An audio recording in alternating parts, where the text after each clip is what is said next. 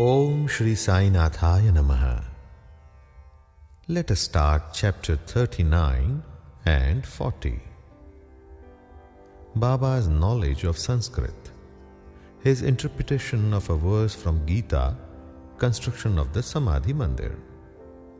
This chapter 39 deals with Baba's interpretation of a verse from the Bhagavad Gita, as some people believed that Baba knew not Sanskrit, and the interpretation was Nana Sahib Chandurkar's. Hemar Pant wrote another chapter 50 refuting that objection, as the chapter number 50 deals with the same subject matter. It is incorporated in this chapter. Preliminary.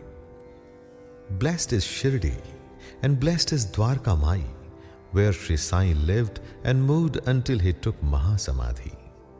Blessed are the people of Shirdi, whom he obliged and for whom he came such long distance. Shirdi was a small village first, but it attained great importance on account of his contact and become a Tirtha, holy place of pilgrimage.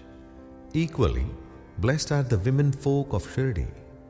Blessed is their whole and undivided faith in him.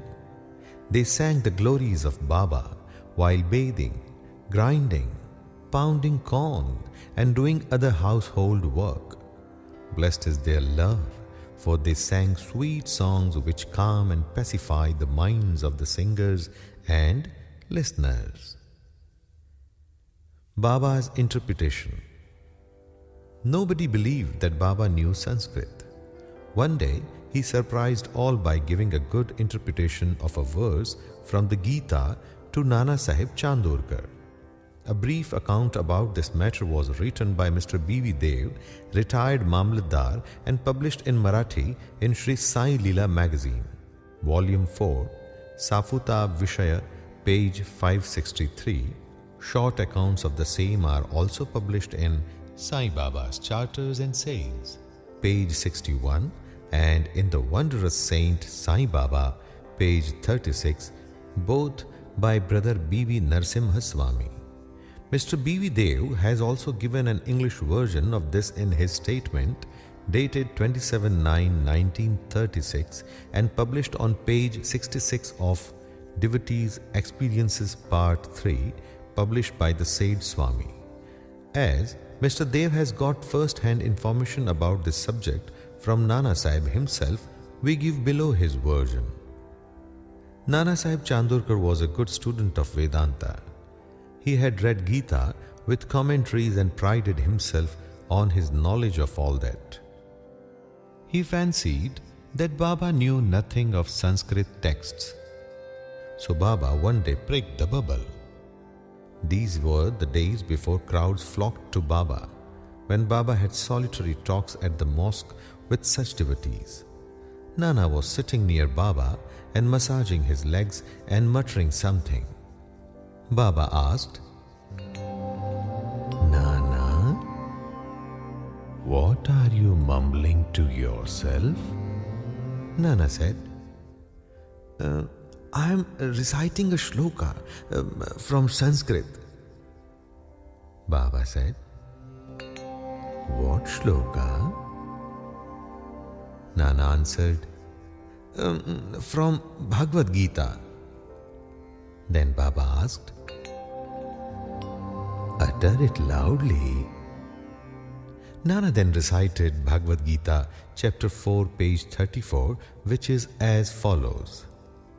Tat vidhi pranipaten pariprashna sevya upadekshayanti te jnanam jnanina tattvadarshinaha. Nana, do you understand it?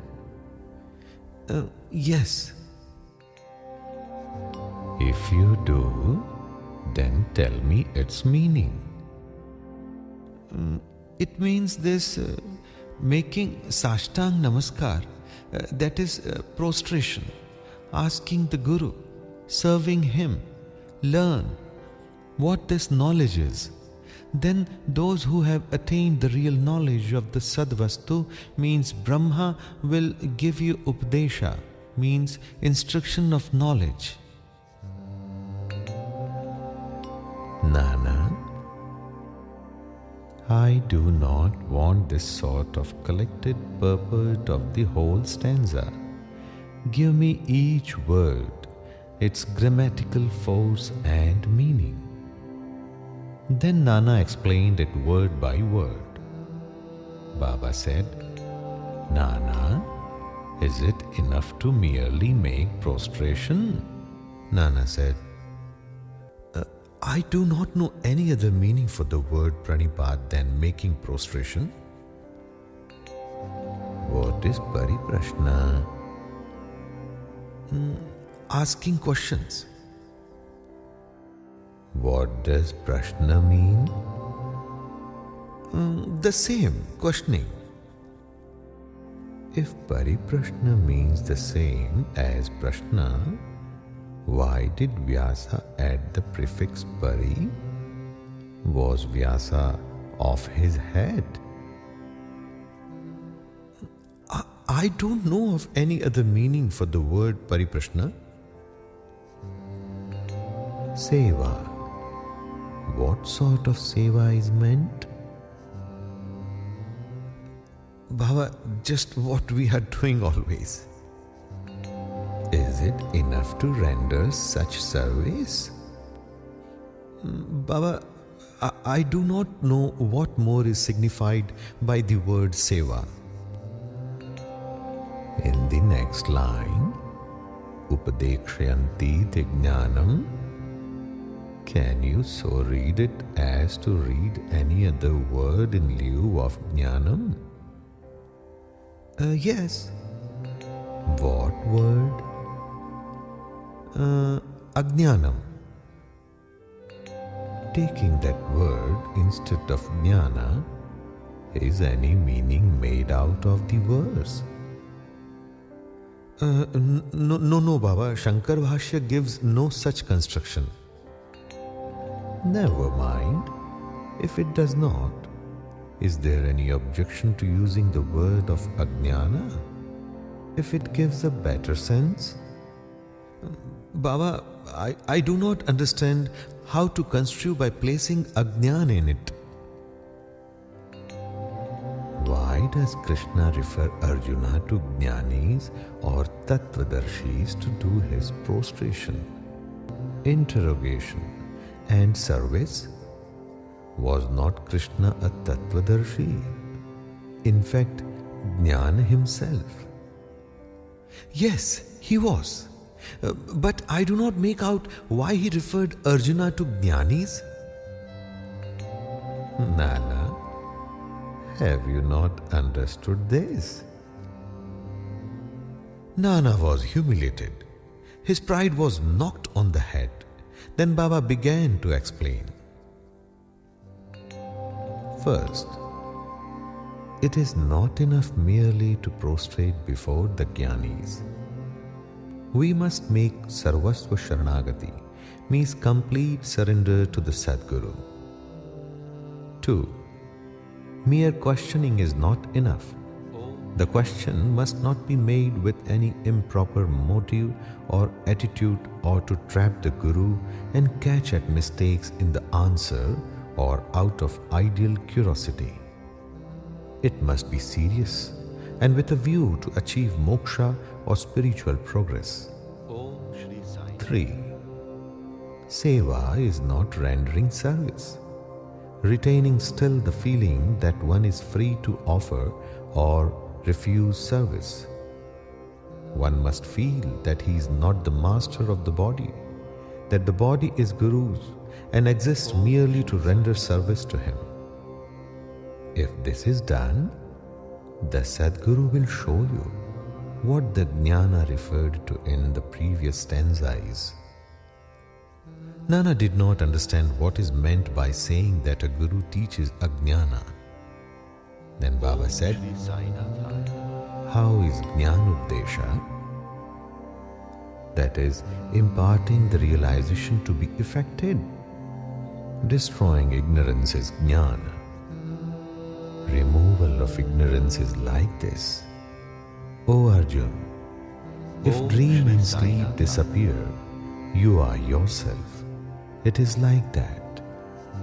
Is there anything different or independent in jnana besides the destruction of ignorance? Explaining darkness means light. Destroying duality means non-duality. Whenever we speak of destroying Dvaita, we speak of Advaita, means duality and non-duality. Whenever we talk of destroying darkness, we talk of light. If we have to realize the Advaita state, the feeling of Dvaita in ourselves has to be removed. That is the realization of the Advaita state. Who can speak of Advaita while remaining in Dvaita? If one did, unless one gets into that state, how can one know it and realize it? Shri Again, the Shishya, like the Sadguru, is really embodiment of jnana. The difference between the two lies in the attitude. High realization, marvelous superhuman sattva means beingness, and unrevealed capacity and Aishwarya Yoga means divine powers. The Sadguru is Nirguna, Sat, Chit, Anand. He has indeed taken human form to elevate mankind and raise the world. But his real Nirguna nature is not destroyed thereby, even a bit.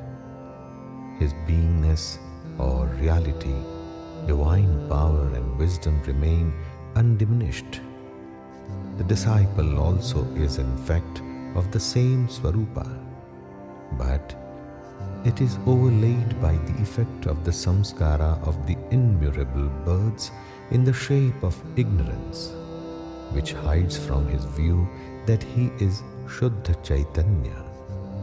As stated therein, he gets the impressions: I am Jeev, a creature, humble and poor. The Guru has to root out these offshoots of ignorance and has to give updesh or instruction to the disciple held spellbound for endless generations by the ideas of his being a creature, humble and poor. The Guru imparts in hundreds of births the teaching that you are God, you are mighty and opulent. Then he realizes a bit that he is God really. The perpetual delusion under which the disciple is laboring, that he is the body, that he is a creature means jiva or ego, that God, Paramatma, and the world are different from him, is an error inherited from innumerable past births. From actions based on it, he has derived his joy, sorrows, and mixtures of both. To remove this delusion, this error, this root ignorance, he must start the inquiry. How did the ignorance arise? Where is it? And to show him this is called the Guru's Updesh. The following are the instances of Ajnana. First, I am a Jeev, creature. Second, body is the soul, means I am the body. 3. God, world and Jeev are different. 4th, I am not God. 5th, not knowing that body is not the soul. 6th, not knowing that God, world and Jeev are one. Unless these errors are exposed to his view, the disciple cannot learn what is God, Jiva, world, body, how they are interrelated, and whether they are different from each other or are one and the same. To teach him these and destroy his ignorance is this instruction in Jnana or Ajnana. Why should Jnana be imparted to the Jeev, who is a Jnana Murti, Updesh is merely to show him his error and destroy his ignorance. Baba added, Number 1, Pranipat implies surrender. Number 2, surrender must be of body, mind and wealth. Number 3, why should Krishna refer Arjuna to other jnanis? Sadbhakta takes everything to be Vasudeva. That is why any guru will be Krishna to the devotee, and guru takes disciple to be Vasudeva, and Krishna treats both as his prana and atma. As Shri Krishna knows that there are such bhaktas and gurus, he refers Arjun to them so that their greatness may increase and be known. Dear devotee, let us listen the story of construction of the Samadhi Mandir. Baba never made any fuss about things which he wanted to accomplish, but he so skillfully arranged the circumstances that the people were surprised at the slow but sure results attained. The construction of the Samadhi Mandir is an instance. Shriman Bapu Sahib Bhuti, the famous multi-millionaire of Nagpur, lived in Shirdi with his family. Once an idea arose in his mind that he should have a building of his own there. Some time after this, while he was sleeping in Dikshit Wada, he got a vision. Baba appeared in his dream and ordered him to build a Wada with a temple. Shama, who was sleeping there, also got a similar vision.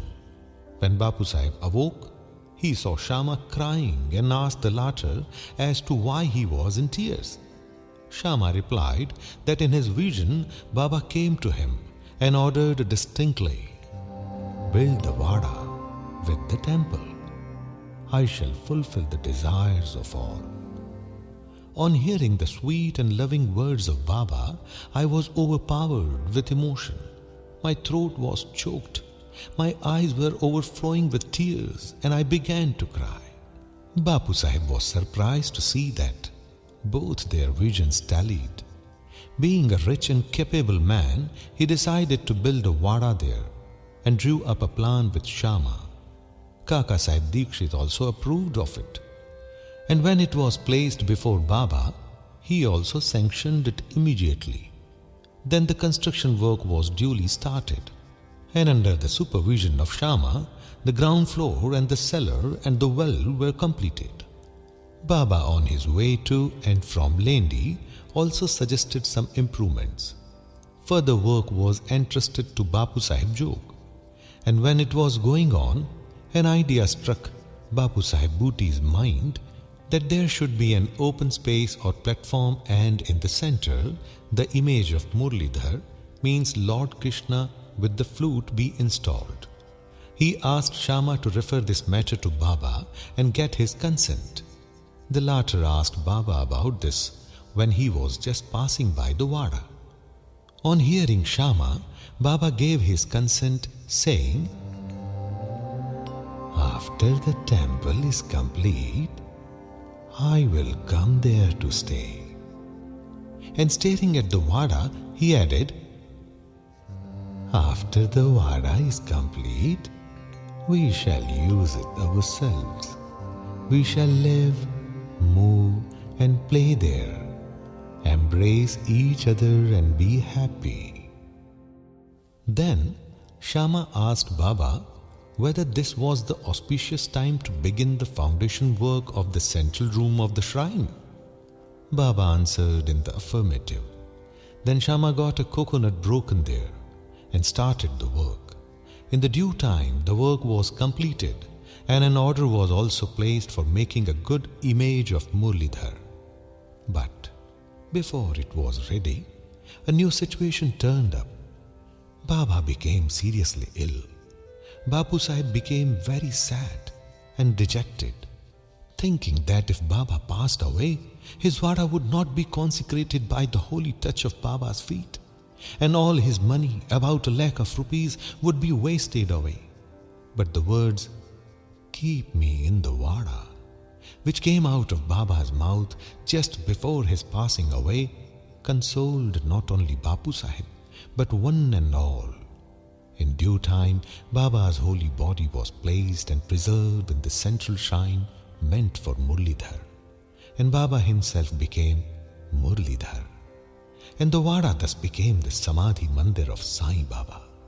His wonderful Leela is unfathomable.